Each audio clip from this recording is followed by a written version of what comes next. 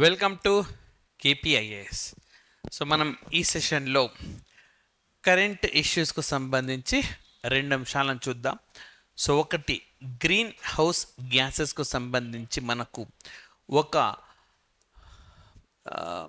Right green house గ్యాసెస్కు సంబంధించి ఒక editorial వచ్చింది, అదొకటి. అదేవిధంగా అత్యంత కీలకమైన అంశం, సో చైనా భారతదేశంలో సాక్ష్గామ్ అనే ఒక వ్యాలీలోకి చొరబడింది. సో చాలామందికి ఆ ఇష్యూకు సంబంధించిన బేసిక్స్ తెలియవు. సో అవన్నీ కూడా కవర్ చేస్తూ ఈ రెండు అంశాలు, సో కరెంట్ ఇష్యూస్లో చాలా చాలా ముఖ్యమైనవి ఇవి.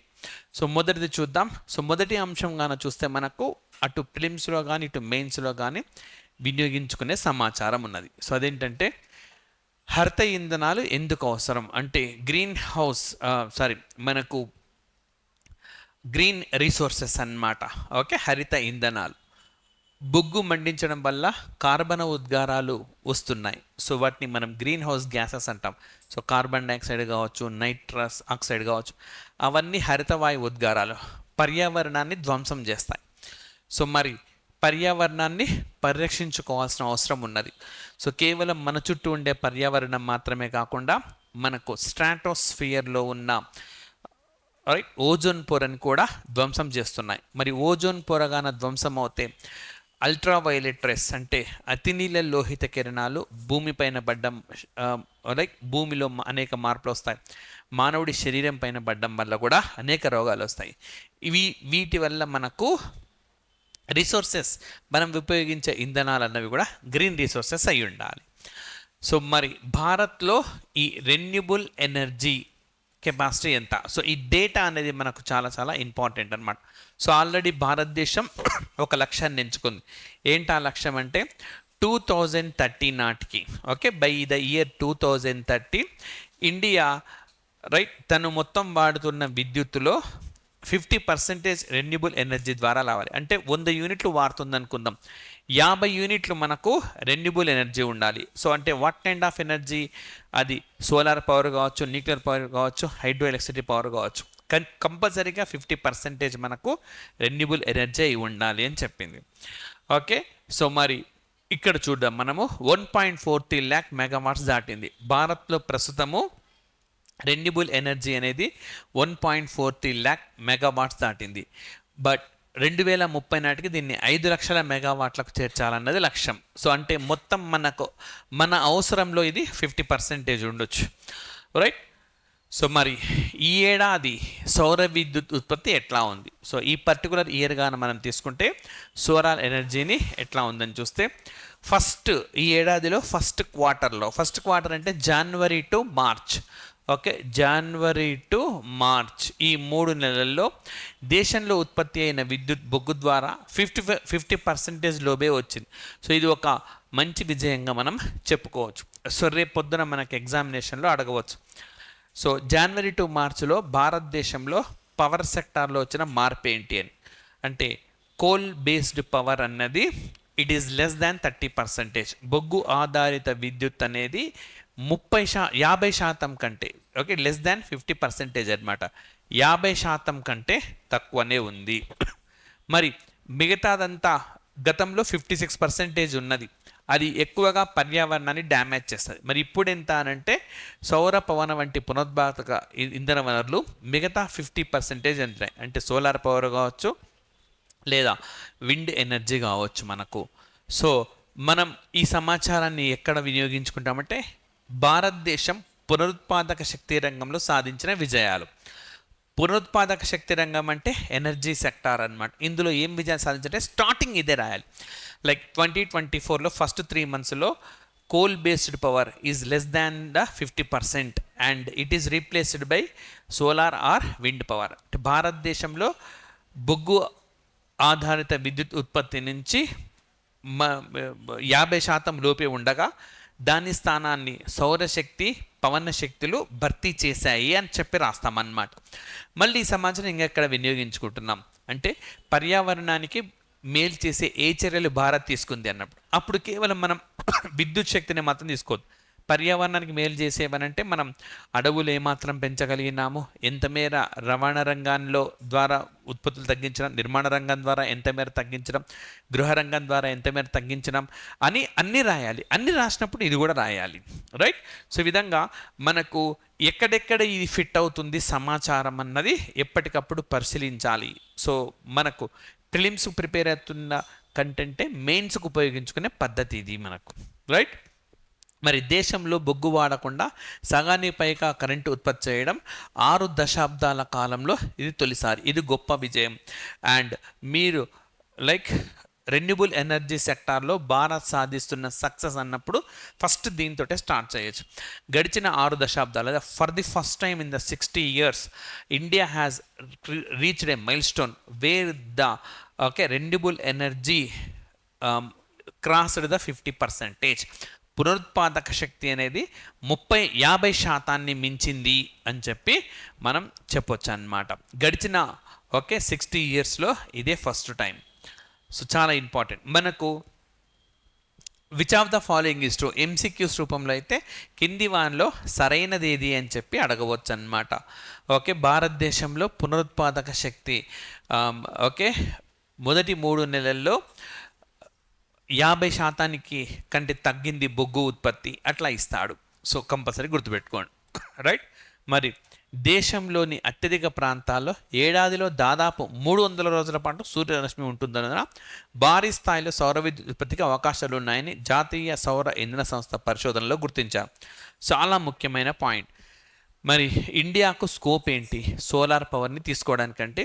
ఇండియా గాన మనం తీసుకుంటే సో మనకు ఈ ట్రోపిక్ ఆఫ్ క్యాన్సర్ అంటే కర్కటక రేఖ ఎగ్జాక్ట్గా మన భారతదేశం మధ్య గుండా పోతుంది. సుమారుగా 8 రాష్ట్రాల్లో గుండా ప్రయాణిస్తుంది. సో ఇది మనకు లైక్ గుజరాత్, రాజస్థాన్, మధ్యప్రదేశ్, ఛత్తీస్గఢ్, జార్ఖండ్, వెస్ట్ బెంగాల్, త్రిపుర, మిజోరం ఇలాంటి రాష్ట్రాల గుండా ఈ లైన్ అనేది పాస్ అవుతుంది అన్నమాట, రైట్.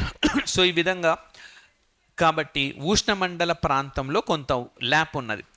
365 రోజుల్లో 300 days you can utilize the solar power. 300 రోజులు సౌరశక్తిని ఉత్పత్తి చేసుకునే అవకాశం మనకు ఉంటుంది. అంటే అంత పునరుత్పాదక శక్తిని సౌరశక్తి రూపంలో మనం పొందే ఆస్కారం ఉన్న దేశాల్లో ఇది కూడా ఒకటి. దాన్ని సద్వినియోగం చేసుకుంటుందని చెప్పుకోవచ్చు. సో ఇది బాగా ఇంపార్టెంట్ పాయింట్.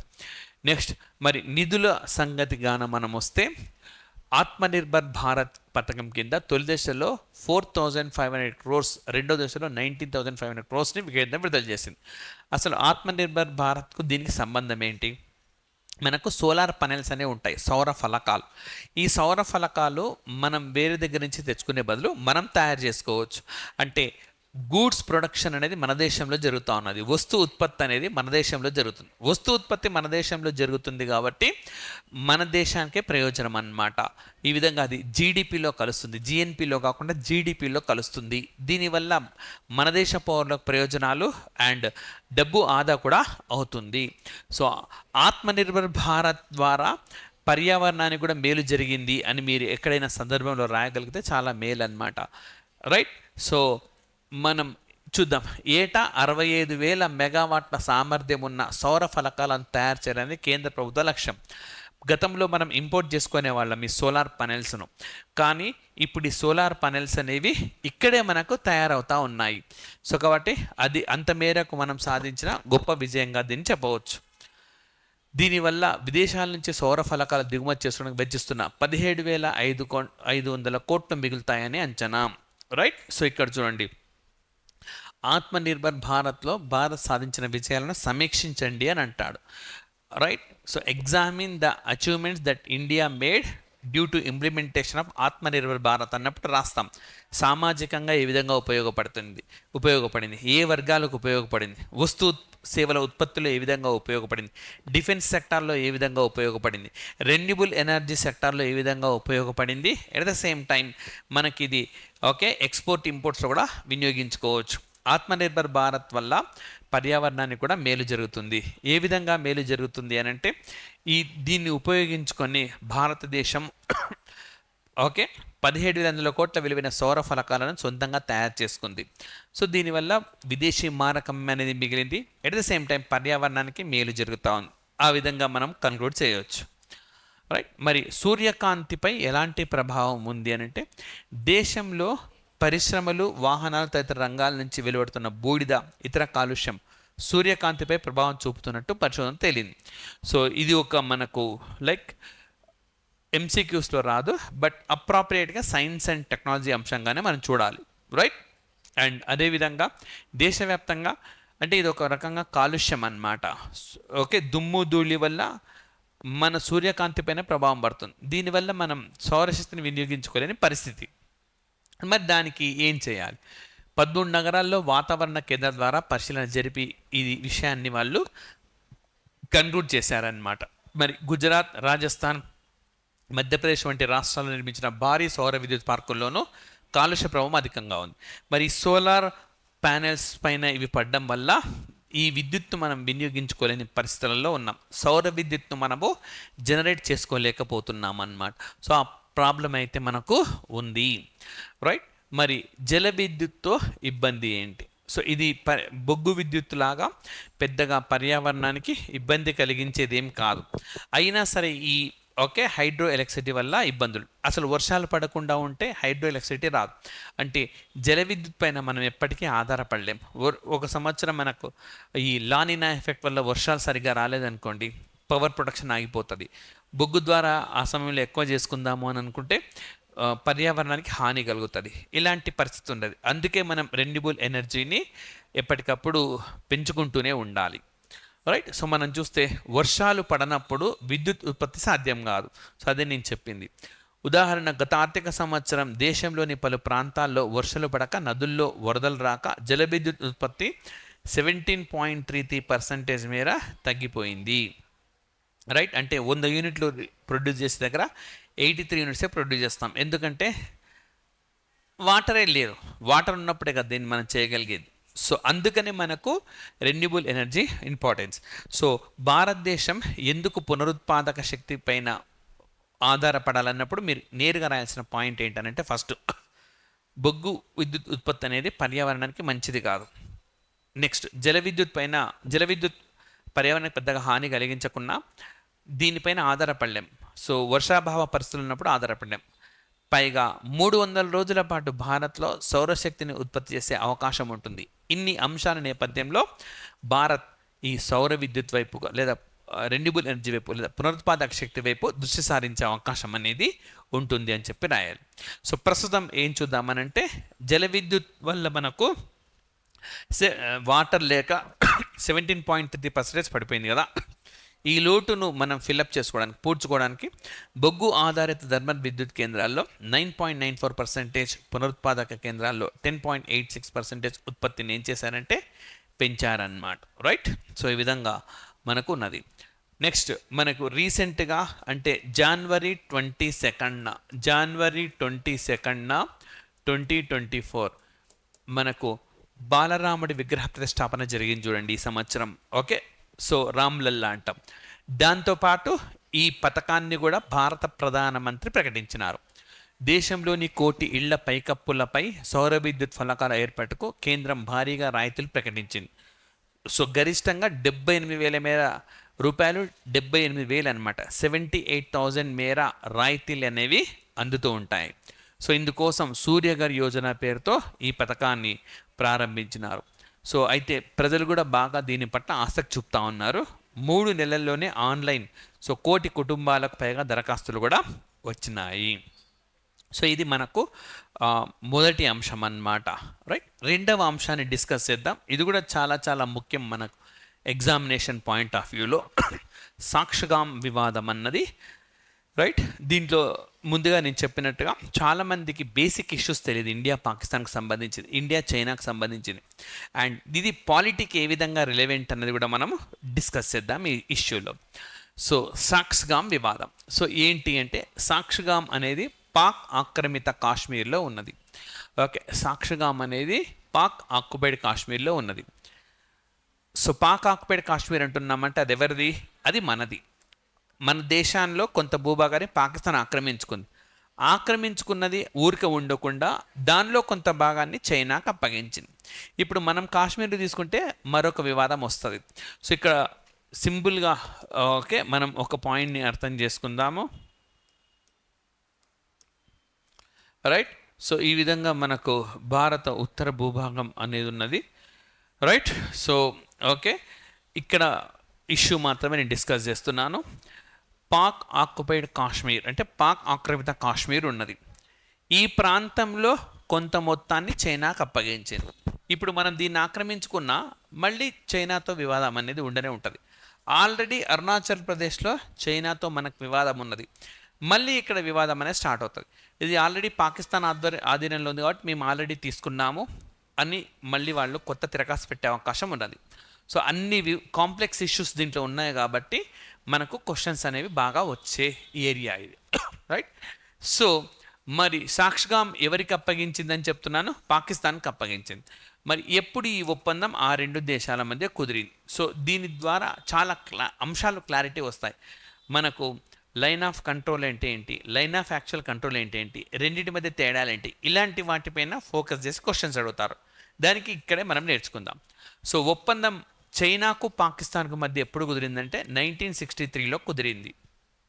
అంటే మన భూభాగాన్ని ఆక్రమించుకొని అందులో కొంత భాగాన్ని వాడు చైనాకు ఇచ్చాడు. సో వాళ్ళిద్దరి మధ్య ఎప్పుడు కుదిరింది ఒప్పందం అంటే 1963లో కుదిరింది. మరి వాళ్ళిద్దరి మధ్య కుదిరిన ఒప్పందంలో 6th ఆర్టికల్ చాలా కీలకమైంది. ఇప్పుడు ఇది వార్తల్లో ఉంది కాబట్టి దాన్ని ఫోకస్ చేస్తూ క్వశ్చన్ అడిగే అవకాశం ఉన్నది. 6వ ఆర్టికల్ అన్నమాట. సో మరి 6వ ఆర్టికల్ ఏంటి అని అంటే కాశ్మీర్పై భారత్ పాకిస్తాన్లో ఒక అంగీకారానికి వస్తాయి. ఇప్పటిదాకా మనం గొడవ పడుతూనే ఉన్నాం, అది మాదంటున్నాం, కాదు అది మాదే అని అంటున్నాడు. ఈ విషయంపైన ఇద్దరి మధ్య వివాదం ఉంది. కానీ ఇద్దరి మధ్య పరిష్కారం అయిందనుకోండి, అప్పుడు సాక్షిగాంపై తిరిగి చైనాతో చర్చలు జరపాల్సిన అవసరం ఉంది అని. అంటే ఇప్పుడు మేము ఆక్రమించుకున్న మా దేశాన్ని మా దగ్గర ఉంది కాబట్టి మేము మీకు ఇస్తున్నాం, కానీ మా ఇద్దరి మధ్య ఇష్యూ సెటిల్ అయితే మాత్రం మళ్ళీ దీనిపైన చర్చ జరగాలని ఉంది. అంటే ఇప్పుడు పాకిస్తాన్తో మనం చర్చ జరిపి పాక్ ఆక్యుపైడ్ కాశ్మీర్ని తీసుకొని ఆ తర్వాత మళ్ళీ చైనాతో చర్చించాల్సి వస్తుంది. సో ఇంత తదంగం అనేది ఉంది. అంటే ఇష్యూ అనేది ఇంకా ఇంకా సంక్లిష్టంగా తయారైంది అన్నమాట. ఓకే. మరి యాక్చువల్గా ఇది అర్థం కావాలంటే అసలు ఎక్కడ స్టార్ట్ అయింది, సమస్యకు మూలమైంది తెలుసుకోవాలి. మరి మనకు తెలిసిందే భారతదేశాన్ని విడదీసి వెళ్ళినప్పుడు బ్రిటిష్ వాడు యూకే వాడు ఏం చేసినాడనంటే పాకిస్తాన్ విడదీశాడు భారత్ నుంచి. భారతదేశం ఇవి కాక సంస్థానాలనే ఉన్నాయన్నమాట, ప్రిన్సిలీ స్టేట్స్ అంటాం.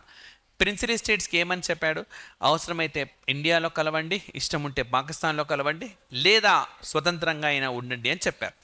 అయితే నాటి భారత ఉప ప్రధాని సర్దార్ వల్లభాయ్ పటేల్ చొరవ మేరకు చాలా సంస్థానాలు భారత్లో విలీనమైనాయి. ఇలా విలీనమవుతున్న సందర్భంలో రకరకాల అగ్రిమెంట్స్ అనేవి కూడా కుదిరినాయన్నమాట. ఓకే. సో మరి భారత్ పాకిస్తాన్ల మధ్య ఒప్పందం ఏంటి దీనికి సంబంధించింది అంటే యాక్చువల్గా కాశ్మీర్ సమస్య పరిష్కారం ఢిల్లీ ఇస్లామాబాద్ల మధ్య దీన్ని ఈ పర్టికులర్ పాయింట్ మనం అర్థం చేసుకునే ముందు సమస్యకు మూలం ఏంటి అని చూద్దాము. 1947లోనే సమస్య మొదలైంది. అంటే బ్రిటిష్ వాడు అటు వెళ్ళిపోగానే నాడు కాశ్మీర్ సంస్థానం అంటే స్వతంత్రంగానే ఉంది. సో స్వతంత్రంగా ఉండాలని నాటి రాజు హరిసింగ్ భావించారు. అయితే స్థానిక గిరిజనులతో అక్టోబర్ 22 నాడు 1947 ఆగస్టులో బ్రిటిష్ వాడు వెళ్ళిపోతే అదే 1947 అక్టోబర్లో స్థానిక గిరిజనులతో కలిసి పాకిస్తాన్ సైన్యం కాశ్మీర్పై యుద్ధానికి దిగింది. మరి కాశ్మీర్ రాజు ఏం చేసినాడు, తనని తాను ఓకే సో పాకిస్తాన్తో యుద్ధం చేసే పరిస్థితిలో లేనందున భారత్ను కోరాడు. సో భారత్ ఏమని చెప్పింది, మాలో విలీనంగా మేము రక్షిస్తామని చెప్పింది. ఎప్పుడైతే కాశ్మీర్ భారత్లో విలీనం చేసినారో అప్పుడు భారత్ కథన రంగంలో దూకింది. ఎప్పుడైతే భారతదేశం యుద్ధంలోకి ప్రవేశించిందో పాకిస్తాన్ ఓడిపోయింది. కానీ ఇప్పుడు ఐక్యరాజ్య సమితి ఎంటర్ అయిందనమాట. సో ఇక్కడ మనం అర్థం చేసుకోవాల్సింది పాయింట్ ఓకే ముఖ్యమైన పాయింట్ ఏంటి అంటే మనం అర్థం చేసుకోవాల్సిన ముఖ్యమైన పాయింట్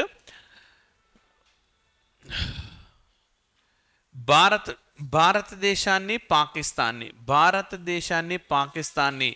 విడదీస్తూ మనకు ఓకే ఒక లైన్ ఉన్నది, రాట్క్లిఫ్ లైన్ అంటాం, రాట్క్లిఫ్ లేఖ. ఓకే రాట్క్లిఫ్ లేఖ అని ఉన్నది. భారత్ని పాకిస్తాన్ విడదీస్తూ భారత్ని బంగ్లాదేశ్ కూడా విడదీస్తూ.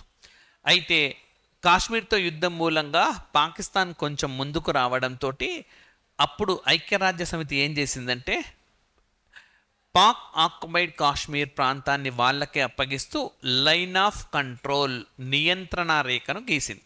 సో మనకేమనడతాడు, నియంత్రణ రేఖను గీసినది ఎవరు అని అంటే మనం కాదు, పాకిస్తాన్ కాదు, ఇది ఐక్యరాజ్య సమితి గీసిందనమాట. నియంత్రణ రేఖను గీసింది. సో నియంత్రణ రేఖకు మరి ఇద్దరు ఒప్పుకున్నారంటే ఒప్పుకున్నారు. ఎప్పుడు ఒప్పుకున్నారు అని అడుగుతాడు. 1972లో సిమ్లా ఒప్పందంలో ఒప్పుకున్నారు. అది ఇక్కడ మనకున్నది. కాశ్మీర్ సమస్య పరిష్కారం ఢిల్లీ ఇష్టం అంటే ఇండియా పాకిస్తాన్ల మధ్య ద్వైపాక్షిక చర్చల ద్వారానే సాధ్యం అని 1972 నాటి సిమ్లా ఒప్పందం స్పష్టం చేసింది.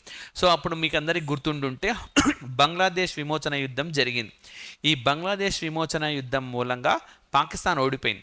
అప్పుడు ఒప్పందానికి వచ్చింది. సిమ్లాలో కుదిరిన ఒప్పందంలో ఏమనింది, ఈ లైన్ ఆఫ్ కంట్రోల్ని గుర్తిద్దాం ఇద్దరం.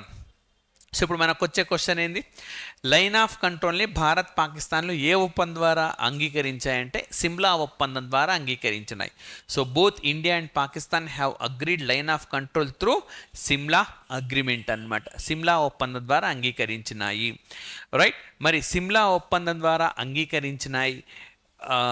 ఓకే, ఈ లైన్ ఆఫ్ కంట్రోల్లో దీంతోపాటు ఏమున్నదంటే మనిద్దరి మధ్య డిస్ప్యూట్ మనిద్దరమే పరిష్కరించుకుందాం, మూడో వ్యక్తి వద్దన్న. Bilaterally we have to resolve this issue, ద్వైపాక్షికంగా మనం ఈ సమస్యని పరిష్కరించుకోవాలని నిర్ణయించినాయి. అందుకే పాకిస్తాన్ ఎప్పుడైనా సరే యుఎన్ఓ కానీ ఇతరులను కానీ పిలుద్దామనంటే ఇండియా వద్దంటుంది. 1972 సిమ్లా ఒప్పందం ప్రకారమే మనం వెళ్దాం, అప్పుడు మీరు అంగీకరించారు కదా అని చెప్పి అంటుందన్నమాట. రైట్, ఓకే, ఈ విధంగా మనకు ఉన్నాయన్నమాట. సో ఇవన్నీ ఆల్రెడీ మీకు చెప్పినాను. ఐక్యరాజ్య సమితి జోక్యం, సో కాల్పుల విరమణ ఒప్పందం కుదిరింది. ఐరాస రెండు దేశాల మధ్య నియంత్రణ రేఖను ఏర్పాటు చేసింది. అయితే అప్పటి నుంచి ఈ సమస్యకు పరిష్కారం లభించలేదు. మరి చైనా ఎప్పుడు ప్రవేశించింది అంటే 1950 తర్వాత చైనా ఈ ప్రాంతంపై దృష్టి సారించి పాకిస్తాన్ ఆధీనంలో ఉండే ప్రాంతాలను అప్పగించేలా ఒప్పందాలను కుదుర్చుకుందన్నమాట. భారత్కు చెందిన సియాచిన్ గ్లేషియర్ ఈ షాక్స్గామ్ అత్యంత సమీపంలోనే ఉంటుంది. సో ఇక్కడ మనకు ఇప్పుడు మరింత క్లారిటీ నేను మీకు ఇస్తాను. సో నెక్స్ట్ పేజీలో I will provide you certain okay clarity. Okay,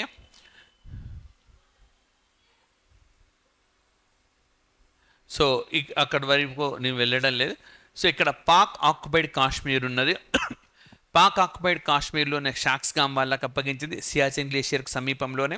Siachen glacier అనేది ప్రపంచంలోనే అత్యంత ఎత్తైన ఓకే పర్వతంగా మనందరికీ తెలిసిందే. సారీ, అత్యంత ఎత్తైన హిమనీ నదము, battle field, highest battle field అంటాం. సో ఇక్కడ లైన్ ఆఫ్ కంట్రోల్ ఏదైతే ఉందో ఈ లైన్ ఆఫ్ కంట్రోల్ రైట్, ఇది యుఎన్ఓ గీసింది. దీనికి చట్టబద్ధత అనేది ఉన్నది. కానీ చైనా కొంత ప్రాంతాన్ని ఆక్రమించుకుంది. దీన్ని లైన్ ఆఫ్ యాక్చువల్ కంట్రోల్ అంటాం, వాస్తవాధీన రేఖ అంటాం. దీన్ని చైనా అంగీకరించలేదు, భారత్ అంగీకరించలేదు, రెండు దేశాలు కలిసే గీసుకున్నాయి. కానీ ఎక్కడి నుంచి వెళ్తుంది అనేది ఇంతవరకు ఇది క్లారిటీ అనేది లేదు. అంటే ఆల్రెడీ ఇక్కడ line of actual control clarity లేదు, అరుణాచల్ ప్రదేశ్ దగ్గర క్లారిటీ లేదు, ఇప్పుడు లైన్ ఆఫ్ కంట్రోల్ అవతల ఉండే ప్రాంతాలకు సంబంధించి కూడా క్లారిటీ అనేది లేదు. సో ఇన్ని సమస్యలు దీని చుట్టూ ముడిపడి ఉన్నాయి. రైట్, సో ఎప్పుడు చైనా భారత్లో కొన్ని ప్రాంతాలు ఆక్రమించుకున్న ఈ ఇష్యూస్ అన్నీ కూడా హైలైట్ అవుతూ ఉంటాయి.